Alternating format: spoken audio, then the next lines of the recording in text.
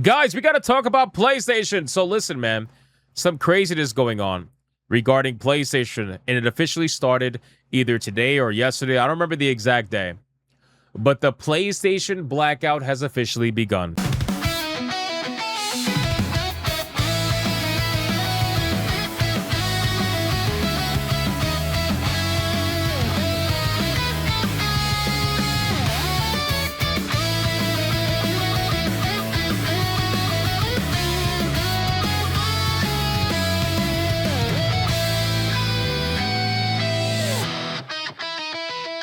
Thank you so much for watching this video, and if you guys want to see more content like this, make sure to hit that subscribe button and join me every single day, 9 p.m. over on the main channel, where you can catch me live every single day, 9 p.m. Eastern. I hope to see every single one of you there. Now back to the main video. Now you guys know, when it comes to PlayStation Blackout, I told you guys I don't agree with this because I just think it's a really stupid idea.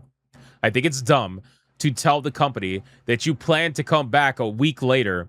You're going to threaten them and say, well, we're not going to play any games. We're not going to buy any games. We're not going to do any of that for a week. And then we'll see you when we come back. It's like the company is not going to... You think PlayStation, $1 billion corporation, is going to be worried that like a certain amount of gamers are not going to play for a week's worth of time and not buy anything? Well, apparently, things have been changed a little bit. This is why the internet's amazing, because things change all the time. Guys, apparently the PlayStation Blackout are now planning to continue the blackout indefinitely. It went from, oh, we'll be back in a week, to, oh, we're going to never be back. But then it gets even funnier, because apparently some users that are part of the blackout are asking them to delay the blackout because the Call of Duty beta is out.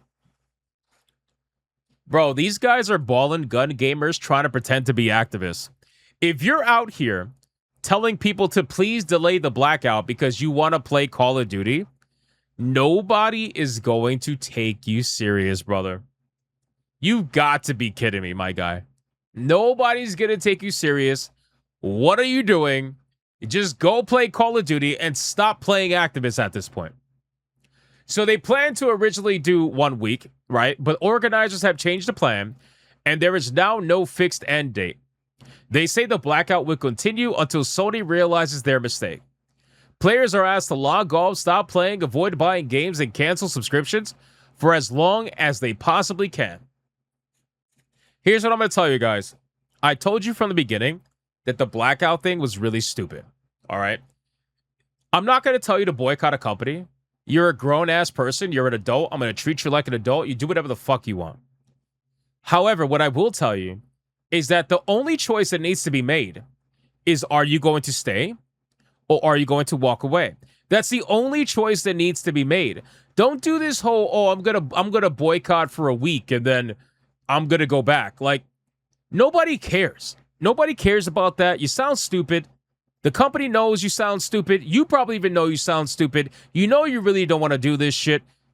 The choice is very simple. Either you're gonna stay or you're gonna walk away. I know that most people are not joining this blackout bullshit. Most people are not joining it. But what I do know is there is a lot of people that are walking away. Now, is it enough people to destroy PlayStation? Of course not.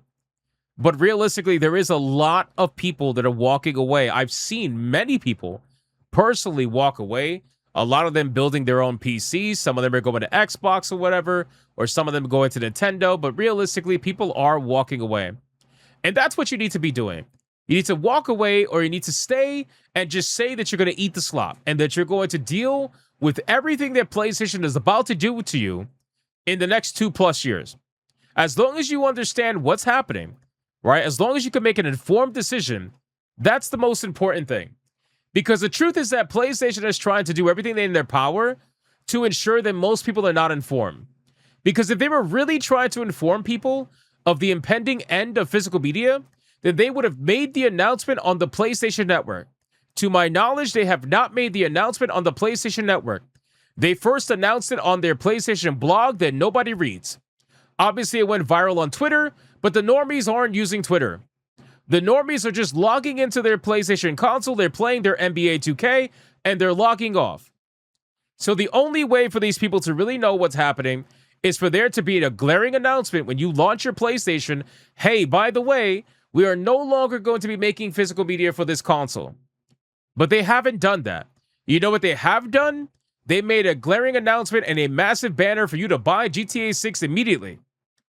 Because that's all over PlayStation right now. So if they wanted people to know, then you would know. At the bare minimum, they did put out a warning label on their upcoming consoles that they're selling. Whatever brand new PlayStations that they sell, they have a warning label now that tells you that no more physical media. Now, to be fair, nobody reads those fucking warning labels, which is why I keep telling you that PlayStation will tell you without telling you in a multitude of different ways. The only way to really tell you is by utilizing the PSN network and making an announcement that everybody can read once they boot up the system. But you're not going to do that. Not yet, anyway. From what I understand, they still haven't done that to this day.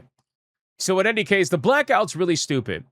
But what's even worse is that PlayStation has decided that they don't really give a shit because they decided that now, of all times, and we obviously know why, now is the best time to send out an email to all of their users to ensure that you understand that you don't own a fucking thing on that platform. What an amazing time for you to send out this email to make you sign and agree that you don't own anything. Let's check out this article. PlayStation issues official statement ahead of Blackout protest. They're sending out terms of service notifications to users, reminding them that they have agreed to the outlined terms ahead of the community's planned Blackout protest. Starting August 23rd, PlayStation users plan to turn off their consoles, refusing to play any games or spend any money on the platform until September 1st. Well, apparently it's forever now. Now, users are reportedly getting emails from Sony outlining the company's terms of service regarding digital game purchases. Now, this is not by accident, right? Can we at least acknowledge that this is not by accident, that this is completely by design, right? This is all pre-planned. All these companies, they know what they're fucking doing, man. It's not just PlayStation. They know what they're doing. And the fact that they won't openly acknowledge any of this, not to you guys anyway, but they rather send you an email essentially telling you that, hey, you agreed to this, so make sure you be a good little bitch and you still agree to this. All of these companies have this particular kind of licensing agreement. Even Steam has it. The difference is that if you want to own your games on PC, there absolutely is a way to do it. And you could do it fairly easily. On the consoles, not so much. Which is why a lot of people don't necessarily care when it comes to PC gaming, but they do care when it comes to console gaming. Because there's a vast difference between the two platforms. The PC platform is completely open-ended. Consoles are completely restricted. And that's by design. That's by their own design that way.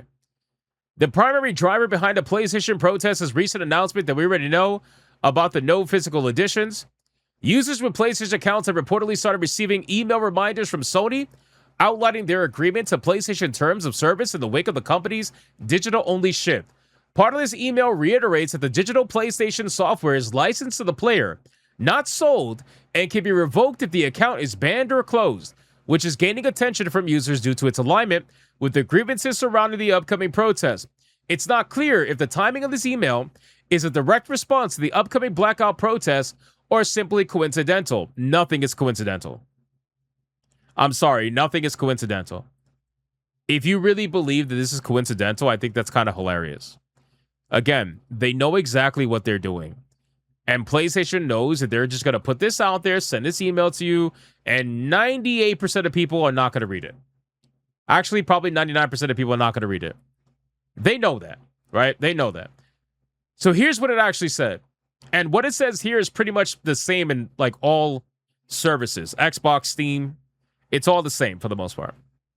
The software is licensed to you, not sold. You are granted a limited, non-exclusive, non-transferable, and personal license to play or use the software for your private, non-commercial use on the system or device that it was intended for. This license is only effective from the indicated software release date, early access date, or beta release date. Any rights to the software that we do not say are granted to you in this license are reserved, including all intellectual property in the actual software itself. Poof. So again, guys, this is something that gets this is a very like typical terms of service that pretty much all these companies use these days. And again, realistically, there are different levels of egregiousness depending on the platform that you're using. I think PlayStation is probably the worst one. They've kind of proven that, to be honest with you. Nintendo is pretty up there too, but to be fair, Nintendo's not available anywhere else. They're like super exclusive with their first party titles. And then obviously on the PC platform is open ended. You pretty much have everything that you could possibly want. There's no limits. Like there's literally no limits. You know, realistically, guys, you got to keep it simple, right? If you want to play PlayStation, then just play PlayStation.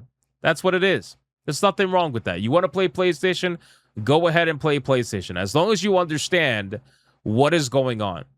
That's the difference. If you understand everything that's going on as an adult and you're like, yep, I'm cool with investing all my money into PlayStation, knowing that, you know, it could all be gone at any moment, then it's fine. It's fine. It's not a problem. The truth is that a lot of people are mad because realistically, they want that ownership feeling. They want that ownership existence when it comes to physical media. And this corporation is purposely taking it away. It's malicious in nature.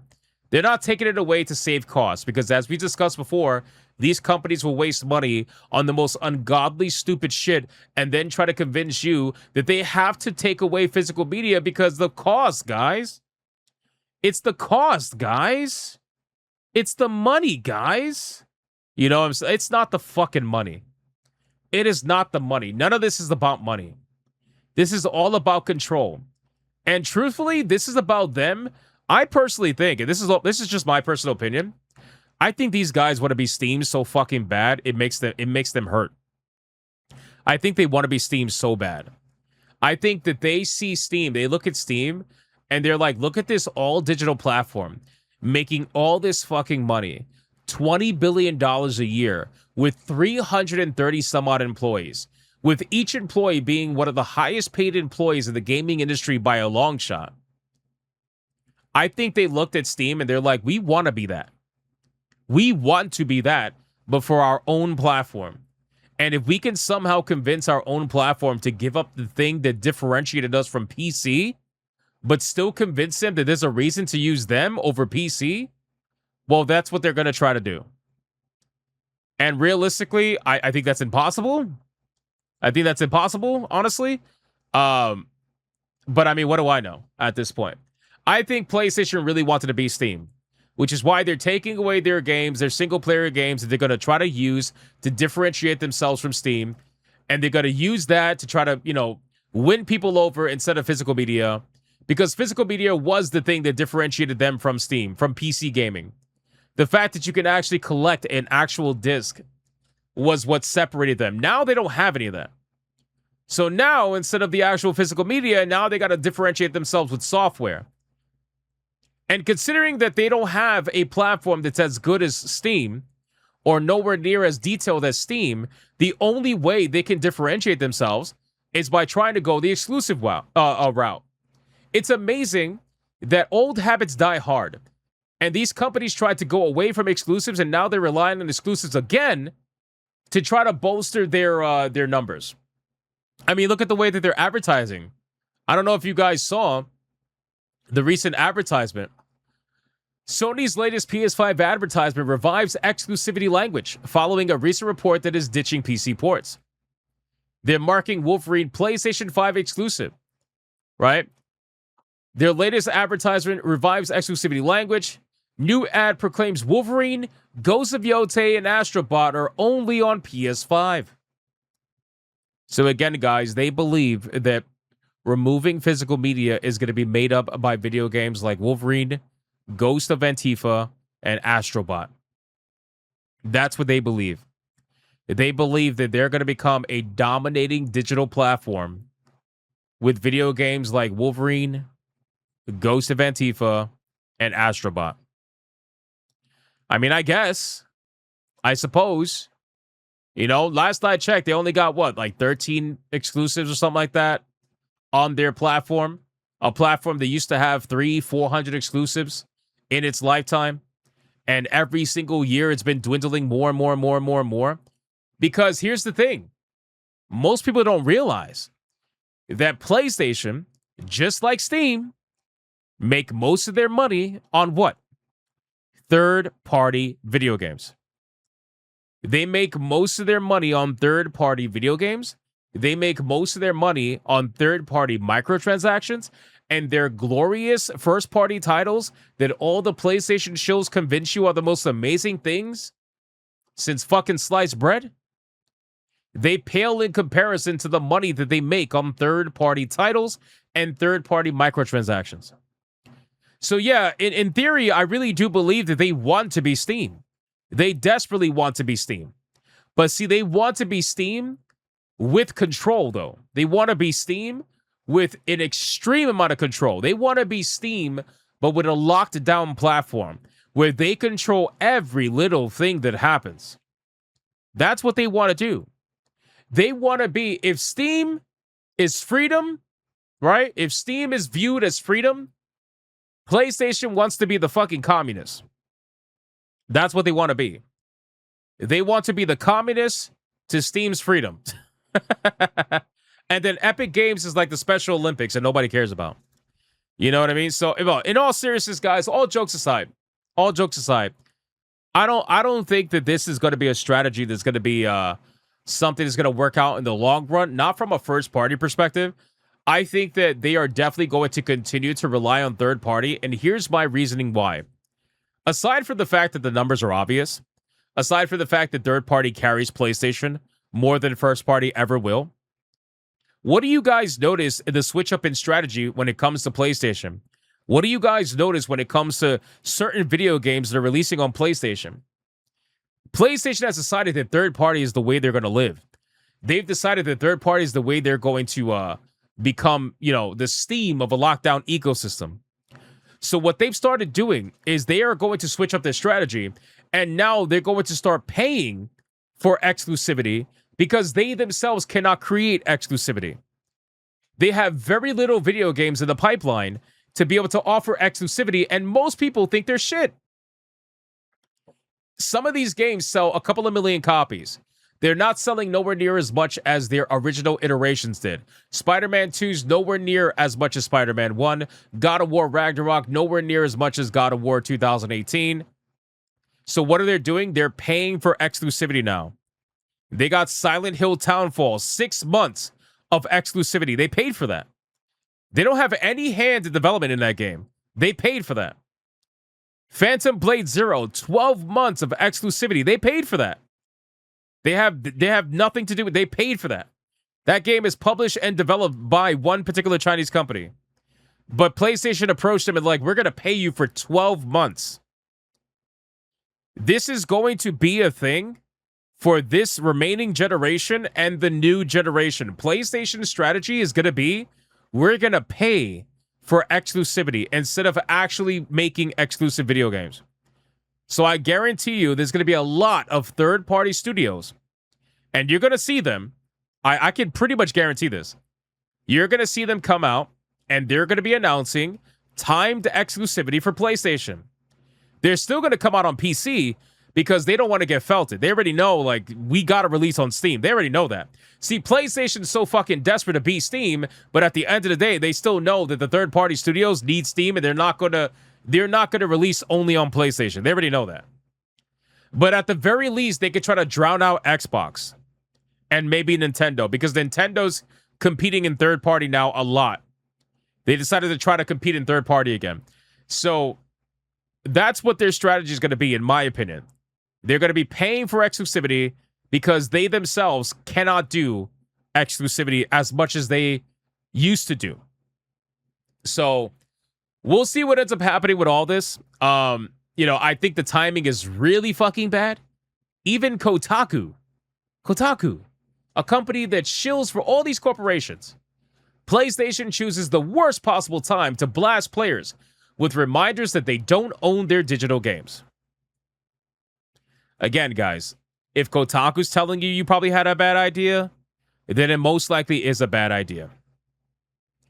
We'll see what ends up happening with all this, guys. We'll see what ends up happening with the supposed blackout. But again, I think the blackout was stupid if they really are going to go blackout indefinitely, then that basically brings you to what I said. Walk away or stay. That's it. Walk away or stay. That's the only choice you should be making. A company is not scared of you if they feel like you hate them. And a company is obviously not scared of you if they feel like you don't love them. A company is scared of you when they feel like you don't care anymore.